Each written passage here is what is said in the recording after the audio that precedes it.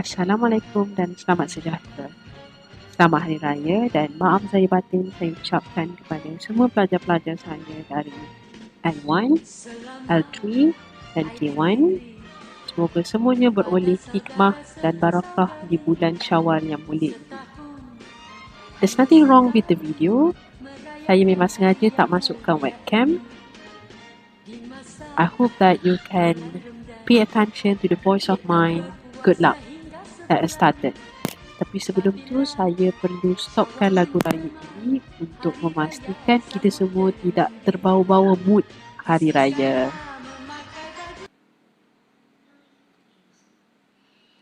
For today's class, we're going to focus on marketing channels.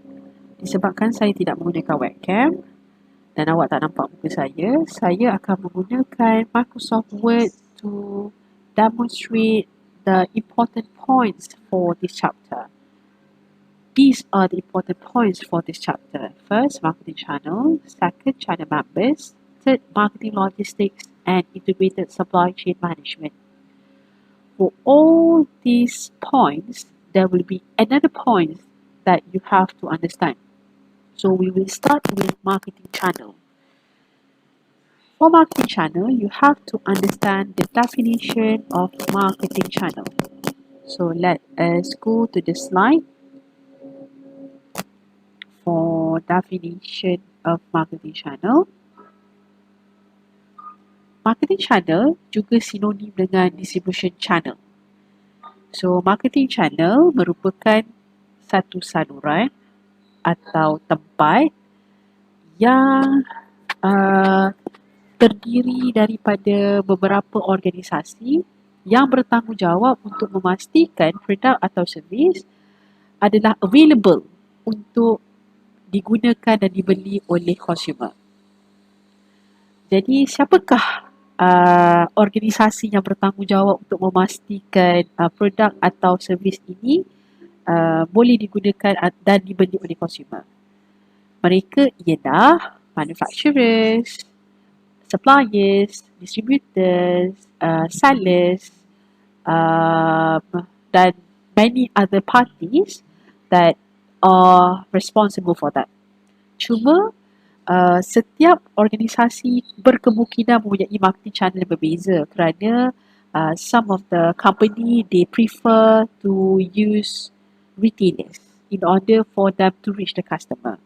Some of the company they prefer to use agents in order to reach the customer. So that's why you can see that different company may practice different kind of marketing channel to reach their customers. Yang kedua, for marketing channel, you have to understand function.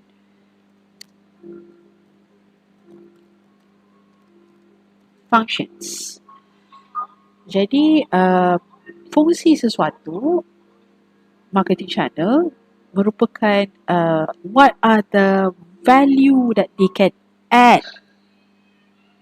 So that's why for function, in order for you to understand functions of marketing channel, you have to understand how marketing channel add values.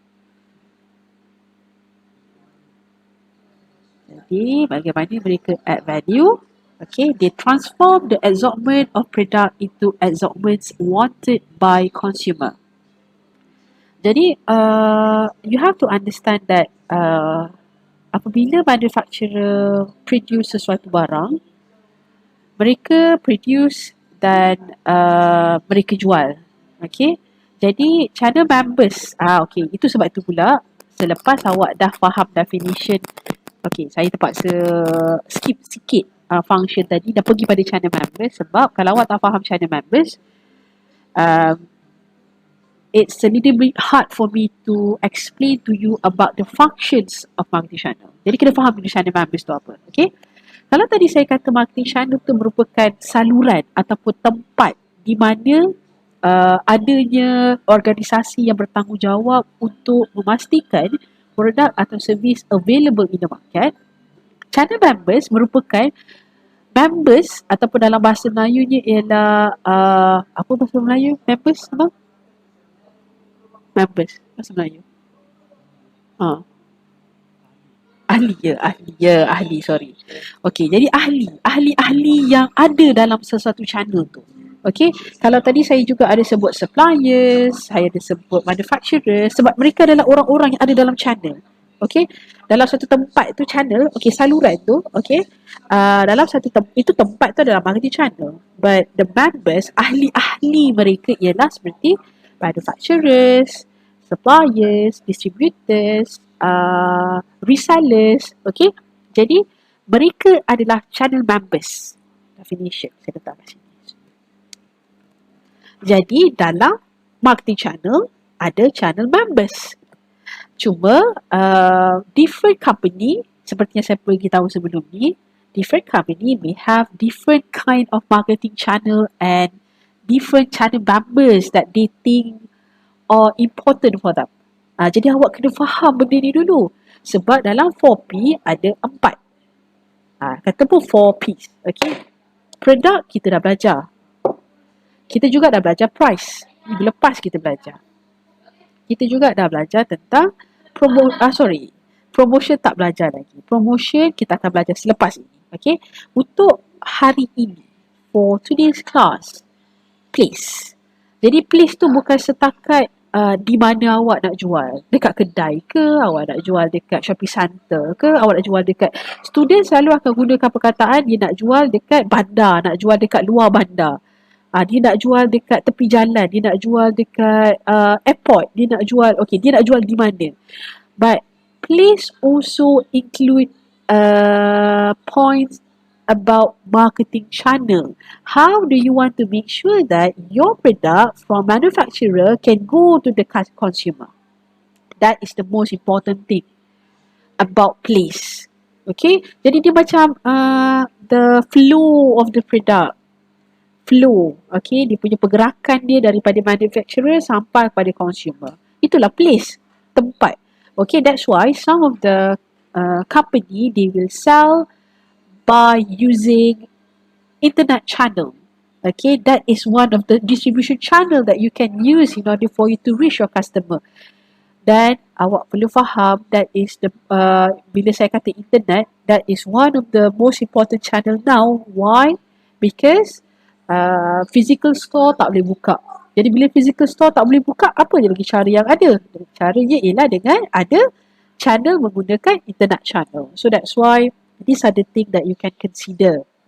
Okay, so kita berbalik kepada kita punya perkara utama yang saya nak explain ialah functions. Okay, so we go to the functions of marketing channels. Okay, as I mentioned earlier, function is actually how marketing channel can add value.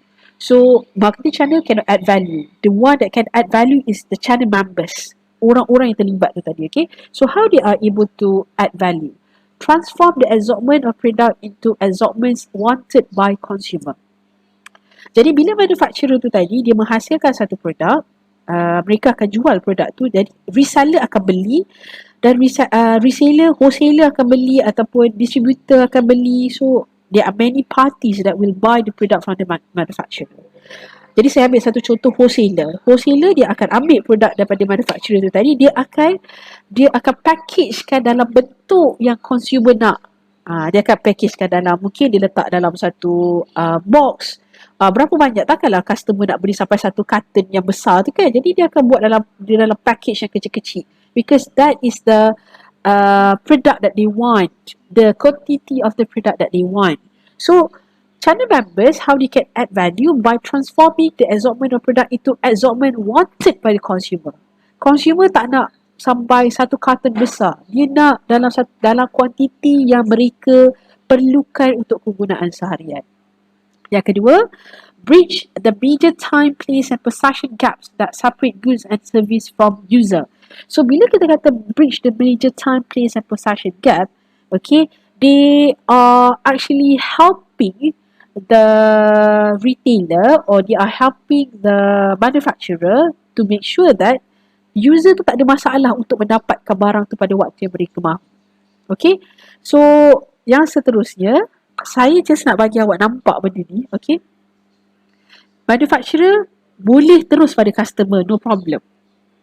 ramai juga yang buat perkara yang sama. Okay, sebagai contoh HP, okay, they sell directly to the customer. And they also have distributors. See, distributors dekat sini. Tapi some of the manufacturer, they decided to just sell it directly to the customer. Jadi, this is how the channel members are helping the marketing channel to be more effective. Kenapa saya kata lebih efektif? Sebab kalau sebelum ni terlalu banyak transaksi yang berlaku.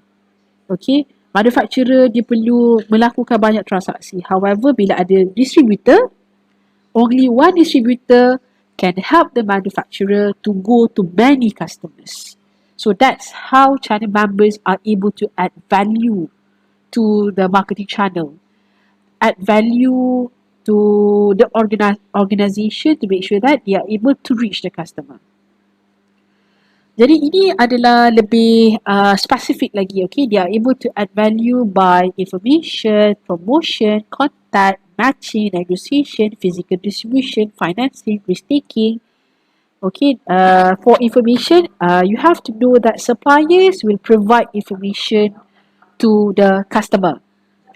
They are also able to promote the product by the manufacturer. And in fact, they can give contact. Contact ni apa contact? Potential customer. They are able to give potential contact of customer. Matching. Okay, bila kita nak match ni, macam-macam cara nak match. Nak match di antara supplier, nak match di antara manufacturer, nak match di antara customer dan juga users. Okay, and they also help in terms of negotiation. Physical distribution bermaksud bila awak nak hantar sesuatu barang, okay, they are helping you with the logistic part because they can take the product from the warehouse and go straight directly to the customer, or they can take the product from the warehouse and go to the retailer. Financing, they also can provide some sort like payment terms, macam contoh financial institution, they give you money, they loan you money, okay. And risk taking, dan selalunya risk taking ni macam sebab kalau produk tu siapa yang kita letak kat warehouse mana, so they will bear all the risk relating to that. Sebab kalau awak simpan sendiri, awak kena, you have to bear all the risk relating to the maintenance of the product. Tapi kalau you have the channel members yang bertanggungjawab untuk jaga produk awak, untuk bawa produk awak, so you have you are able to make sure that the risk can be minimized. Okay, sebab saya nak terus kepada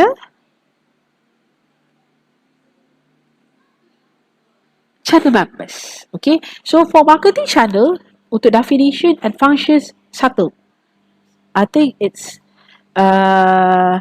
done.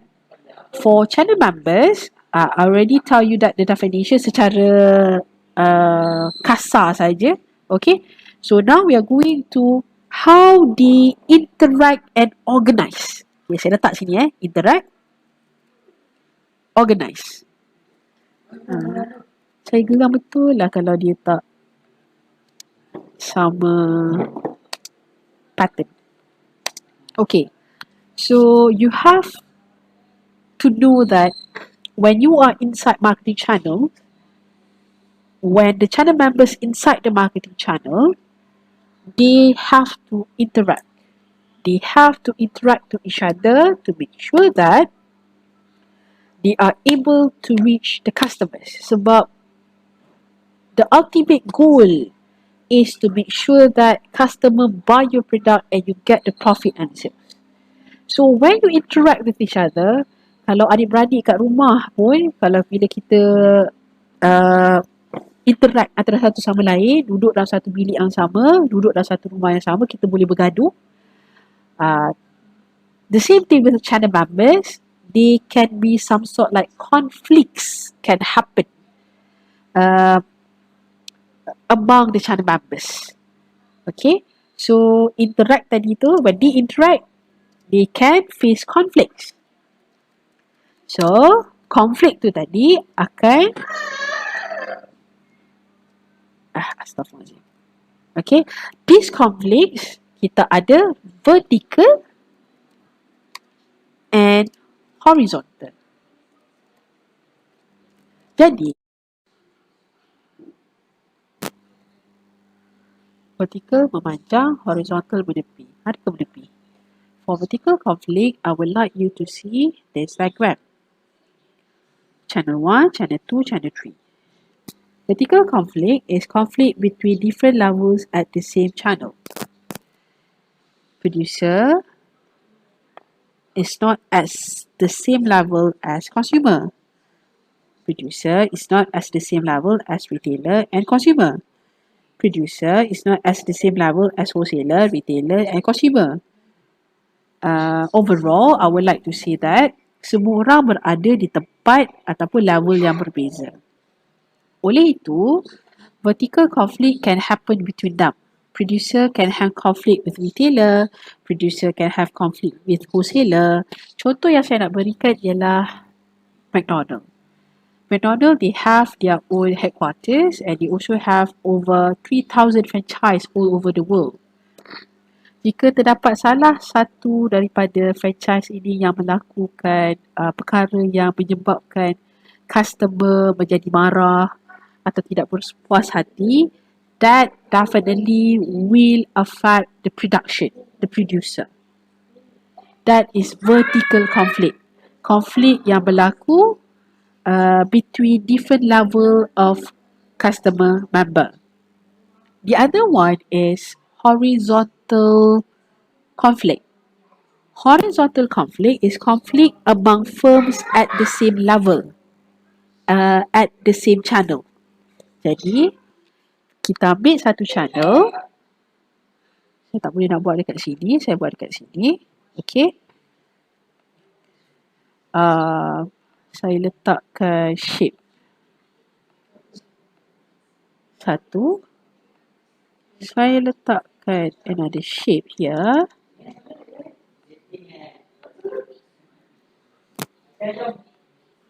Saya letakkan shape here. Saya letakkan satu lagi shape here. Dan saya letakkan juga shape here. Senang.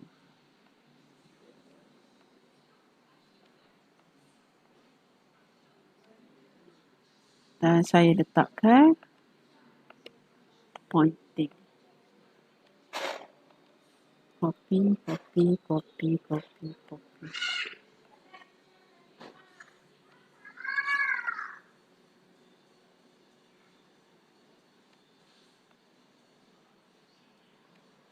Bukan main tak cantik lagi. Tak apalah, janji sampai apa yang saya cuba sampaikan. Okey. Tak apa kan, tak cantik macam ni. Jadi awak boleh faham. Okey. The text. This one producer ataupun manufacturer. This one kita ambil retailer. This one kita ambil retailer. This one kita ambil retailer. This one consumer. There are so many activities in this house. Jadi awak boleh dengar macam-macam suara. Okay, so horizontal conflict bermaksud conflict that happen at the same level at the same channel. Jadi, bila saya kata sama level, retailer semua ni dalam satu level yang sama. Tapi kalau producer dengan retailer, mereka adalah tidak dalam satu level yang sama. So, kalau producer gaduh dengan retailer, bukan gaduh lah, conflict. If there is any conflict between producer and retailer, we call it vertical. If there is any conflict between retailer and retailer at the same level, we call it horizontal conflict. See, that's how you have to understand about conflicts.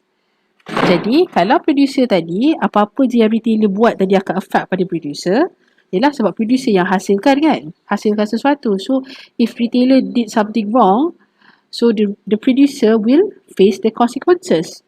Tapi kalau retailer dengan retailer, dia apa yang berlaku? Apa konflik? Contoh-contoh konflik yang berlaku sesama retailer. Apabila, okay, this retailer, for example, kita letak sini retailer A. Sini pula retailer B. Sini pula retailer C. Based on this diagram, producer sells the same product to retailer A, B and C. So when retailer C overcharge or give poor service to customer, this will affect retailer A and retailer B. When retailer C give too low price to customer, this also will affect retailer A and retailer B. Another thing is when retailer C sells outside its territory, it will affect the other retailers. For example, retailer A punya territory adalah Melaka. Retailer B punya territory adalah Negeri Sembilan. Retailer C punya territory adalah Perak. But retailer C, instead of just focusing on Perak, retailer C also sell to Melaka and Negeri Sembilan. So definitely this will create conflict sebab retailer C telah mengganggu territory A dengan juga B. So that's why horizontal conflicts can happen at the same level in the same channel. So we have to avoid this kind of conflict from happening because it will affect the effectiveness of the marketing channel. Jadi, we have to understand how channel members organize. Sebab kita dah settle konflik. Okay, ada dua konflik, two type of conflicts. So, I would like to cut down this so that it will not make you confused. I have mentioned earlier, inside channel members, you have to understand definition, how they interact, and how they organize themselves. So, channel members can organize by using systems. That's why we have to go to the slide. So, they can organize themselves by using conventional distribution system or vertical marketing system. Ada perbezaan di antara conventional dan juga vertical marketing system. Kalau conventional, you have to understand that each of the parties inside the marketing channel are only thinking about themselves. Dan ianya reflect dalam definition ini. See, separate business seeking to maximize its own profit, perhaps even at the expense of profit for the system as a whole. Jadi mereka hanya memikirkan tentang keuntungan mereka sendiri and how they are able to maximize the profits instead of thinking as the whole system. Tapi kalau dalam vertical marketing system, okay, just to show you that producer, retailers and wholesaler are working together in order to make sure that they are able to reach the customer effectively and efficiently. So, inside vertical marketing system, kita ada 3. So, if you are thinking of having vertical marketing system instead of conventional distribution channel, you can try to look into corporate marketing system, contractual marketing system or administered marketing system. Jadi saya copy ni, saya letakkan dalam organize. And how you can organize by conventional, vertical. Tapi dalam vertical tu sendiri ada 3, which is corporate, contractual, and administered.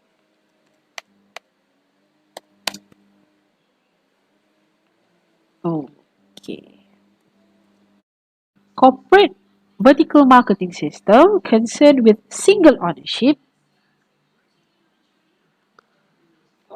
Contractual vertical marketing system concerned with contracts between independent firms at different level. Contoh, franchise organization, where franchisor and franchisee they have contract. For example, you want to sell Kublock, you cannot just sell Kublock just because you want it, but you have to have a contract with the franchisor. So when you have a contract with the franchisor, then you become their franchisee, then you can use their brand name in order for you to sell Kublock in the market. The example of franchise organizations in Malaysia, KFC, McDonald's, Old Town Walk Coffee, Secret Recipe, and many other franchise organizations that you can see around you. Administered vertical marketing system emphasize on the size and power of one party. For example, Walmart. Walmart is one of the big companies in US. So they have the power to influence the manufacturers around them. So Walmart is using administered vertical marketing system because they have the big size, and they have the power to influence the other parties in marketing channel. Horizontal marketing system. Okay, so I do not want you to be confused. Let us see the Microsoft Word. Channel members, you see the definition, you see how they interact, and you see how they organize. And they can organize based on conventional system, based on vertical system. Jadi saya akan buat sini dua. So dalam vertical, you can use corporate, single ownership, you can use contract, and this contract is franchise contractual organization.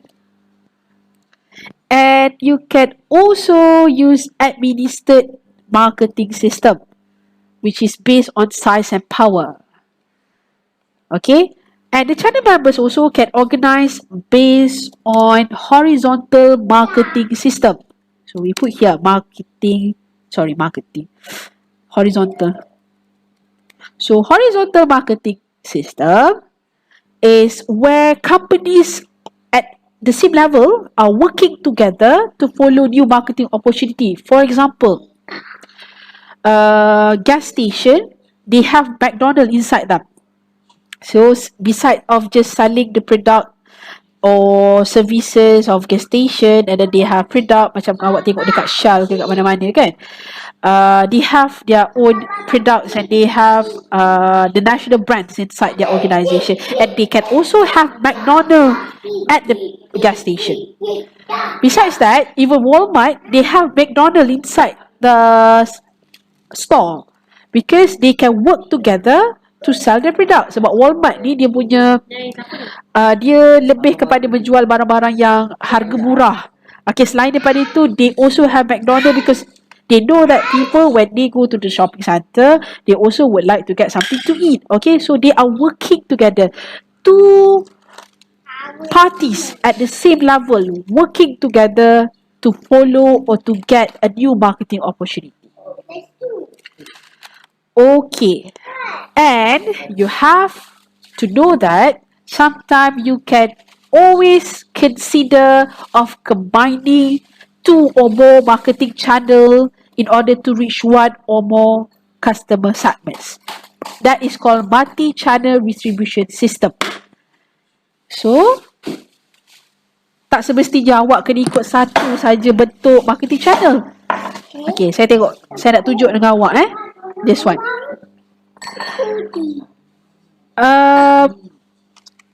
If you see here, kalau saya dapat buku saya boleh tunjuk kan, tutup sikit. Okay, if you want to use multi-channel distribution system, it means that you are using multiple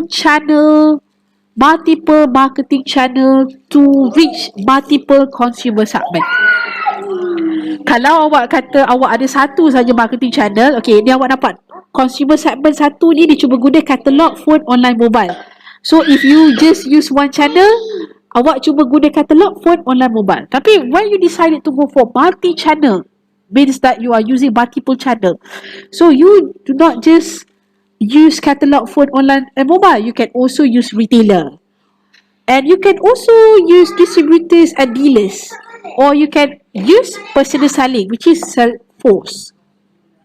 So you combine multiple marketing channel in order for you to reach different segment of consumer.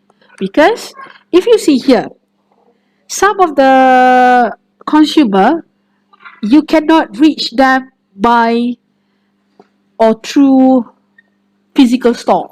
That's why you would like to get international customer by using online, and you have a website. So different consumer segment can have different marketing channel that you can use, because different way of reaching them. And this also can happen, you can cut the marketing channel intermediaries because you think that it is not suitable enough for you to use them.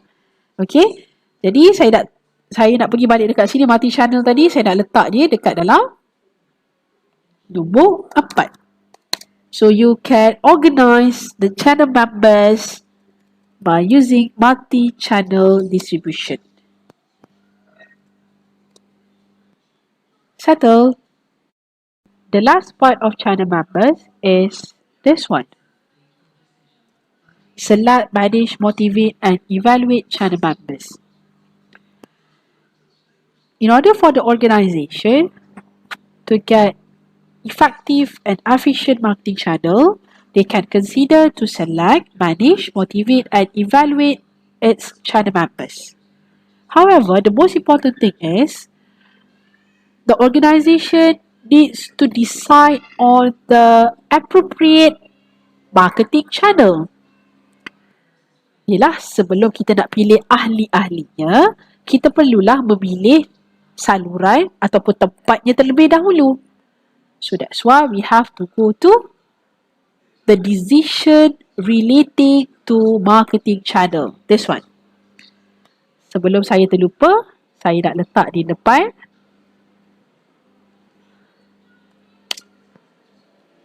Decision. Where it involves 4 steps. The first step to decide on the marketing channel design is by analyzing consumer needs. And you can identify and analyze your consumer needs based on the channel that they would like to use. But before that, you have to know your target market and you have to know your market segment. Only based on target market and market segment, you are able to determine the best channel to entertain them. Because some of the customer, they prefer agents as compared to physical store, because they think that it is easier for them to reach them, especially housewife, susah nak keluar rumah. So dia lebih suka kalau ada katalog dekat rumah untuk dia tengok, ada agent yang dia boleh consult untuk memberitahu tentang apa yang dia boleh pakai, cosmetic product. Okay, so that's why it's very important for you to identify your target market and your market segment. Then you can decide on the best channel to reach them. If you want to reach your target market in foreign country, so you have to know what are the best channel that you can use in order for you to reach your international customer. And you also have to minimize the cost of meeting customer service requirement, because as I told you earlier, service that we provided to the customer will cost you. So the more customer service that you give to them, the more money that you need to invest. So you have to minimize of the cost of meeting customer service requirement. So that is the first step in deciding on marketing channel design that you want to select. Second, you have to set the objective of the channel. So you have to know what is the level of customer service that you want to offer to your customer. Is it no customer service at all? Or is it limited customer service or full customer service? So it's all related to the cost that you want to invest. And you also have to balance between the customer needs and the cost that they have to pay to you. Because what that they require, what that they would like to get, and the cost that they have to pay, so you have to find the balance between all this. The third one, you have to identify your intermediaries. There are many types of intermediaries, such as retailers, resellers, distributors, wholesalers. So you can select any of these intermediaries to reach your customer. And these intermediaries offer different ways to reach your customer. So that's why you have to identify it carefully. Organizations can consider to use intensive distribution or exclusive distribution or selective distribution. For intensive distribution, they stock their products in as many outlets as possible. For exclusive distribution, they give their product to limited number of dealers. For example, luxury brand. Yang paling dekat di hati saya ialah branded handbags. Nak beli branded handbags, tidak semua store yang jual branded handbags yang saya nak. Okay, that is called exclusive distribution. For selective distribution, they use more than one but fewer intermediaries who are willing to carry their products. For example, electronic, furniture, or appliances. That's why di kedai elektrik, bila awak tengok di papan tanda, mereka ada meletakkan brand barangan elektronik yang mereka jual. Dan this producer memberikan mereka hak untuk mereka menjual barangan itu, and that is called selective distribution. So, the type of distribution that you choose determine the number of marketing intermediaries in your marketing channel. If you choose intensive distribution, it means that you have high number of marketing intermediaries. Mestilah, sebab intensive distribution tu, you stock your product dekat seberapa banyak kedai yang boleh. So, bila seberapa banyak kedai yang boleh, maka banyaklah marketing intermediaries yang awak ada. So, that's why your type of distribution will determine the number of marketing intermediaries. Selain daripada number of marketing intermediaries, you also need to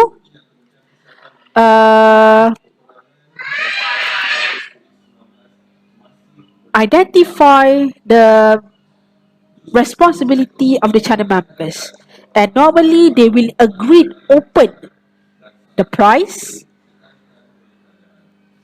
the condition of the sales, the territory, right? Bila saya kata territory tadi, seperti where do you want to sell it? Okay, specific services. So what are the services that you would like to offer to your customer? So you have to agree on all of this when you want to select your intermediaries, so that they know where to sell it, what that they need to offer to the customer, what are the price policies, how much they can mark up, how much they can mark down, okay, and what is the conditions of the sales that they can offer to the customer. The last part is to evaluate the major alternatives. The organization can evaluate based on economic criteria. Ingat, economic criteria refers to cost, sales and profit that each of the design can give to the company. Second, they can evaluate based on control issue. Ingat, control issue refers to control that the intermediaries will get on marketing activities. Third, they can evaluate based on adaptability criteria. Ingat, adaptability criteria refers to long-term commitment between company and its intermediaries. So these are the basis for evaluating alternatives for marketing channel. To wrap up, the organization need to ensure that they consider the differences when designing international distribution channels.